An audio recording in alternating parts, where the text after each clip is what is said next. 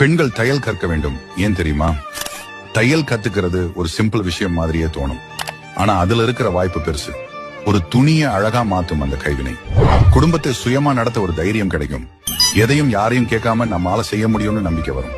தையல் கத்துக்கிட்டா blouse, skirt, churidar, nightie, ஆல்டரேஷன்ஸ் எல்லாத்துக்கும் இப்போ டிமாண்ட் இருக்கு.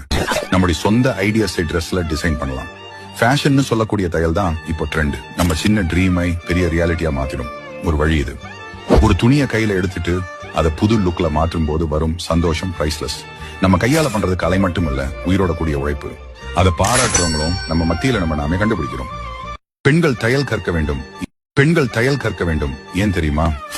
தையல் கத்துக்கிறது ஒரு சிம்பிள் விஷயம் மாதிரியே தோணும். ஆனா அதுல இருக்கிற வாய்ப்பு பெருசு. ஒரு துணியை அழகா மாத்தும் அந்த கைவினை. குடும்பத்தை சுயமா நடத்த ஒரு தைரியம் கிடைக்கும். எதையும் யாரையும் கேட்காம நம்மால செய்ய முடியும்னு நம்பிக்கை வரும்.